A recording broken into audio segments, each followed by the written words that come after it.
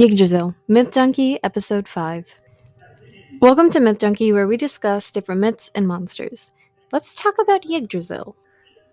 Before we get started, it is very important to understand that it is really difficult to truly pin down which details about Norse mythology are completely accurate.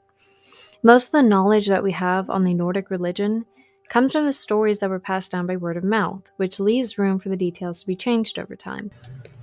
Adding to that, due to the Christianization of Scandinavia, a good amount of the information we have in the religion could have been tampered with to fit into Christianity. The stories could have been changed to make them more appealing for Christians to read and to be perceived as fiction. While the tampering of the stories by Christians could be false, it is still important to understand that there is a strong possibility. I would also like to apologize beforehand for any mispronunciation that occurs, and I need to specify I am not a practitioner of this religion, so I may get some information wrong. If I do, please let me know, and I'll see what I can do to fix it. I would also like to state that I'm probably not going to be as accurate as I'd like to be, and I apologize for that. I've been extremely busy recently, so this is more for fun than anything else. Despite that, I hope you enjoy it.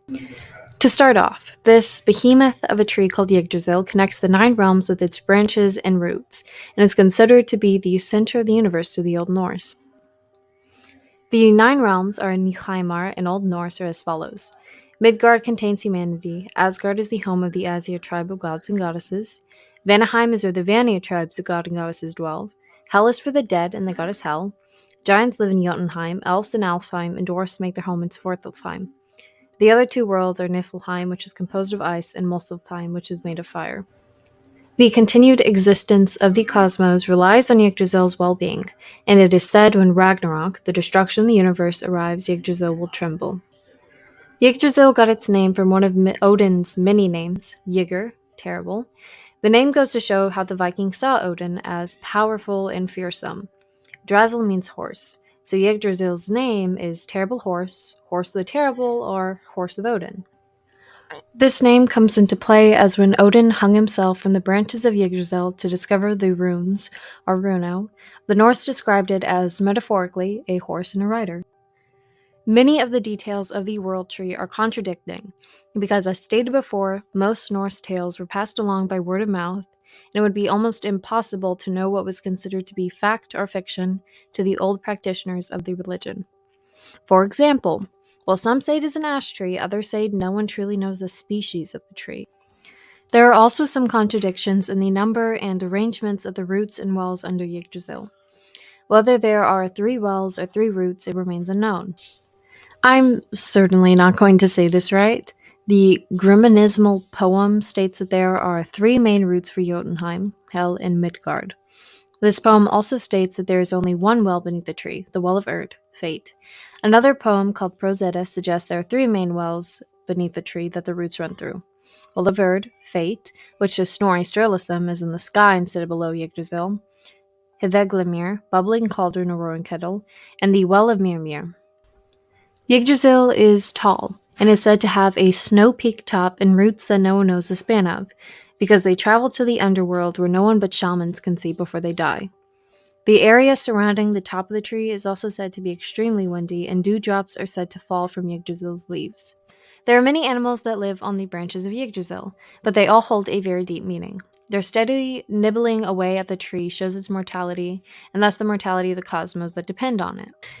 To name a few of these creatures, there is Nidhogg, a dragon, and several snakes that lurk at the base of the tree, an unnamed eagle in the upper branches, and Rotastaskir, or Drilltooth, a squirrel who is said to scurry between the eagle and the dragon as a messenger of their insults. Besides these, there are also 4 stags that eat from the tree's leaves. Their names are Dvalin, Durathor, Dunir, and Dane. Now onto a few more details that remain unknown. For starters, it remains unknown how the 9 worlds are arranged around Yggdrasil. Old Norse sources never said. Additionally, because of how the Norse religion valued fluidity and change, as well as having a lot of contradictions, it's very difficult to say whether or not there has ever been a map of the 9 realms and their arrangement that everyone would have agreed on. It is very important to understand that any images found online of a map of the 9 realms is at best speculative and cannot be verified. However, as said by Daniel McCoy on his website, Norse Mythology for Smart People, which I highly recommend, there are some clues and sources that might enable us to construct a tentative and partial schema of where some of the 9 worlds would have been generally thought to be located. They seem to have been arranged along 2 axes, one vertical, the other horizontal. The vertical axis would correspond to Yggdrasil's trunk, with Asgard at the highest branches, Midgard and ground at the tree's base, and Hel underground amongst the tree's roots. The horizontal axis would be based on the distinction the Vikings made between Inengard and Utengard.